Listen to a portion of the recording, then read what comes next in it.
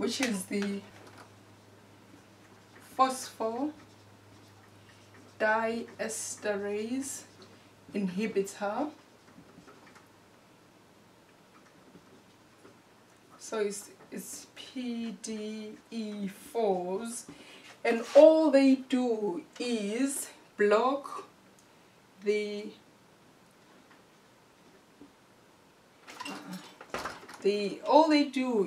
block the cyclic AMP metabolism.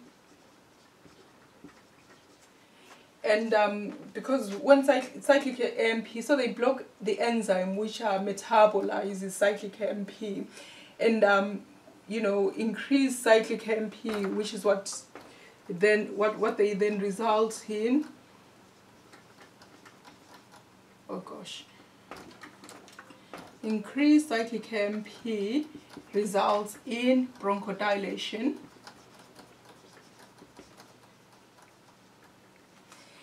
And I think it's important as well to just briefly, you know, show where corticosteroids probably work, as in terms of you know, in the cell, you know, the cell membrane, the lipoprotein of the cell membrane actually makes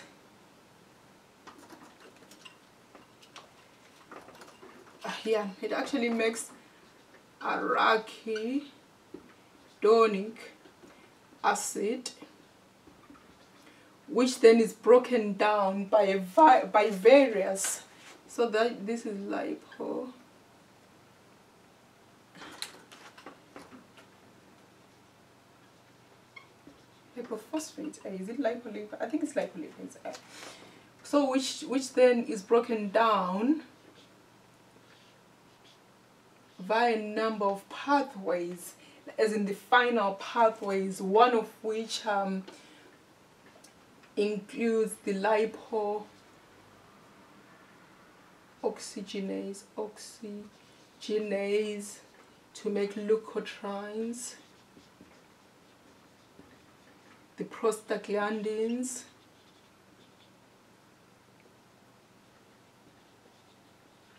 to make further prostaglandins,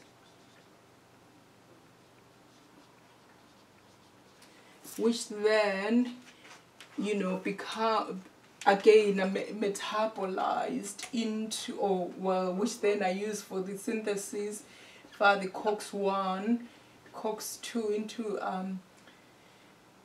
things like prostacyclins,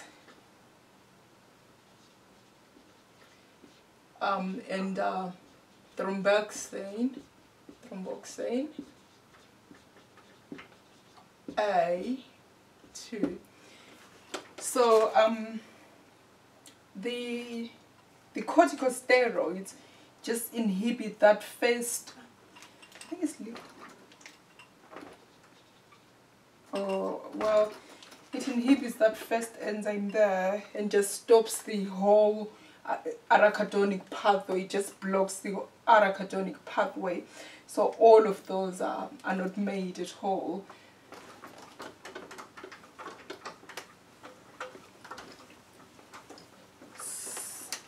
So now the next thing really to talk about in terms of the management plan, we have discussed all the medical therapies that are used and briefly touched on the use of respiratory physiology as well. So now the next thing that happens in the most severe cases of COPD, because obviously COPD is a slow progression, chronic disease that people don't recover from. Usually people will die from COPD or will die with COPD, so they never recover. So because this is a disease that no one recovers from, really, there has to be a plan in place for the end-of-life care and the palliative care.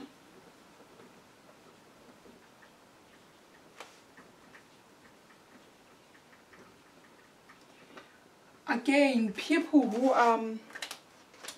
are reaching the end of life and requiring that palliative care are people who are recognizable by the increase in number of in the number of exacerbations,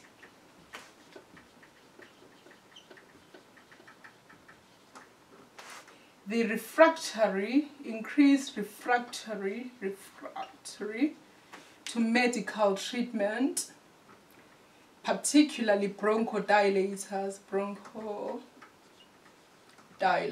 as in, you know, they're no longer responding to bronchodilators.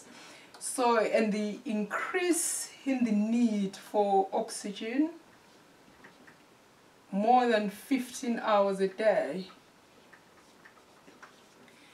And obviously, the increase in their hypoxemia state.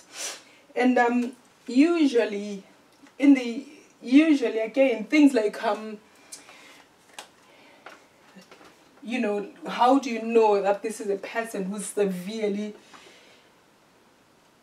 I'll say severely disabled and they can't really do anything? Because really, you know, we expect exacerbations to happen, we expect broncho restriction to happen, and we expect people to need oxygen and to have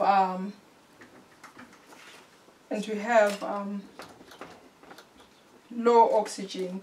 But then obviously, as you are managing the patient, you know, you do notice all these changes as, you know, as a gradual decline, and also the just severe reduction of activity because of dyspnea. So these people are the people who become, if we're to look at the Medical Research Council scoring system for dyspnea, they are at the last end of the scale, whereby they are even dyspneic, you know, where they experience shortness of breath and things like simple tasks such as dressing and undressing, where they don't even really leave, you know, get out of the home, or, you know, so these are people who are actually disabled by the COPD, and because they're obviously in need of oxygen, they are constantly also using accessory muscles during exacerbation.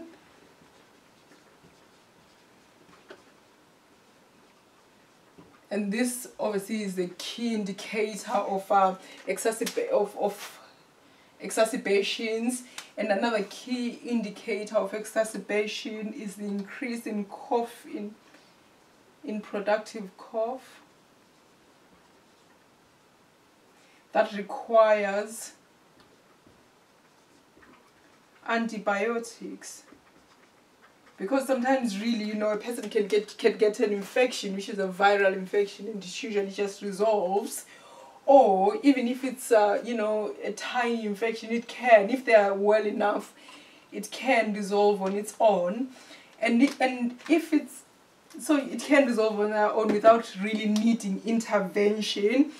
And when these people need an intervention, they also have increased, that again, there will be increased hospitalization.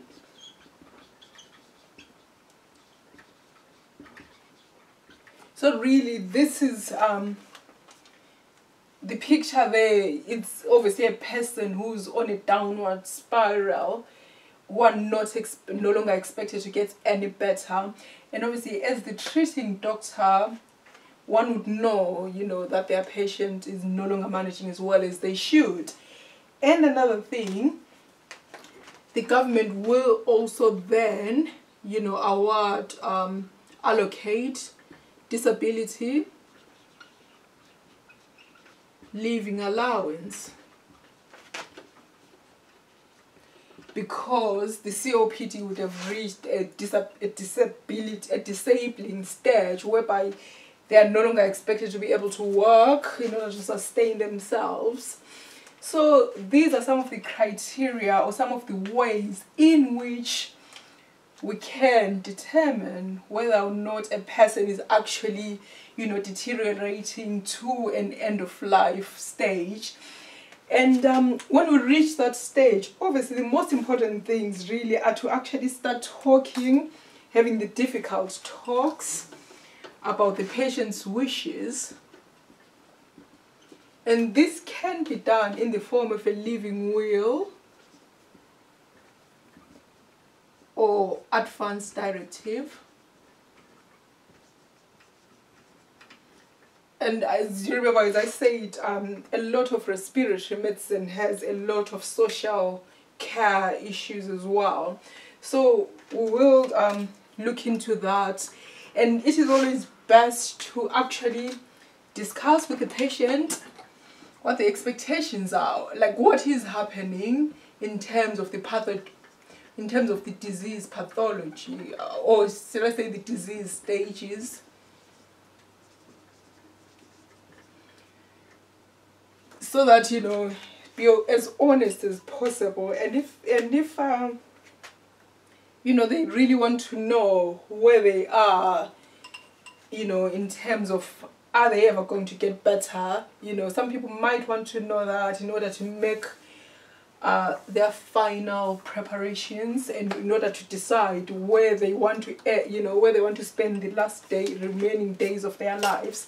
So that's important to discuss as well.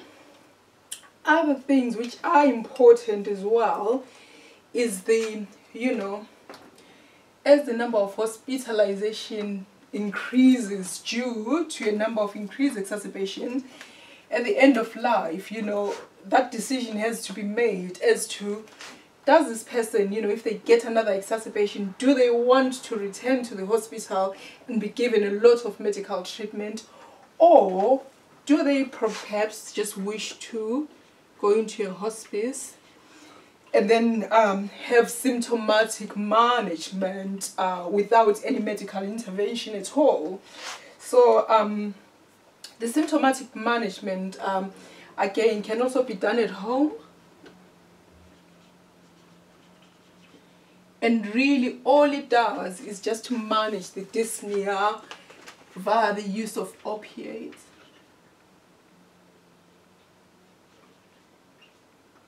And the use of oxygen therapy. So usually morphine, really. And again, it is just given to make the patient as comfortable as possible and to manage the breathing so that they are not having to work terribly hard just to get a bit of oxygen into their lungs. Other things to manage in the end-of-life care are the nutritional needs.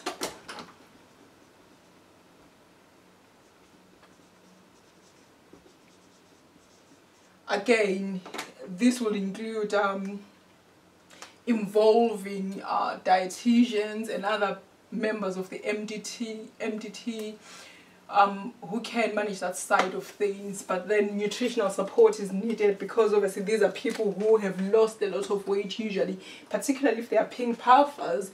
They'll be very cachexic and very anorexic as well. So nutritional management is actually required as well. I'm trying to think. Yeah. So end-of-life care is usually triggered when you know, the number of exacerbations is particularly it's based on 12 months. Like the number of exacerbation per year is increasing, and the requirement for hospitalization again per year is increasing, and the patient has become, you know, refractory to bronchodilator treatment, and they are requiring an increasing amount of oxygen therapy, and you know, they are always in distress in terms of breathing. Again, you know, extremely unable to do any activity at all, extremely unable to do any exertion, undertake any exertion, and indeed are receiving the disability living allowance. And all it does really is to put in place a management plan for what happens in the end of life. Because when we say end of life, we mean that These are people who are not expected. They're not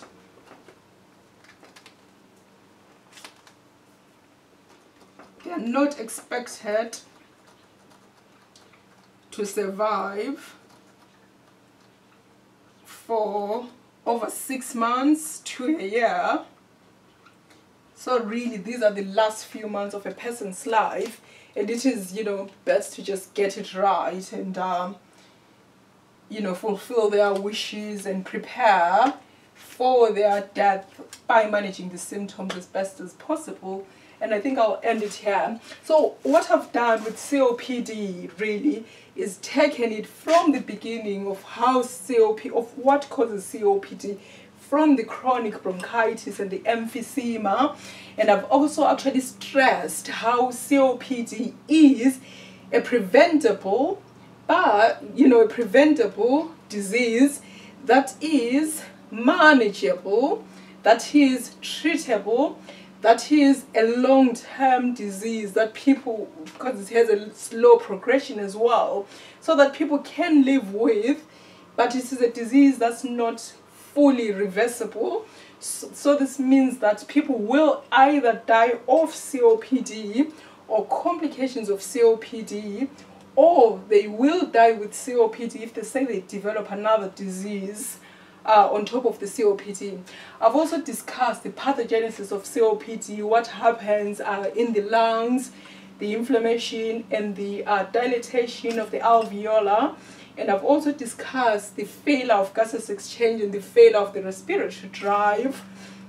And then I've also moved on to discussing the treatments of COPD, from the short-acting bronchodilators, which can be given as and when it's needed, to the inhaled corticosteroids, which reduce the inflammation, up to the end-of-life care, where all the medical treatment is actually reduced, and what remains is just the management with opiates and oxygen therapy, and really just keeping someone comfortable, and preferable if they are really, really unwell. Decisions have to be made about, you know, stopping hospitalization and instead moving into a hospice or being looked after at home by a community specialist, you know, nurses or the GP. I've also discussed how we you know, diagnose the end-of-life stage disease so that palliative care can be initiated. So in the next series, I will move on to, I'm not going to do asthma, or I might do asthma, but I will probably just want to do something completely different, because COPD and asthma have a lot of overlapping. So I will move on to doing sleep apnea.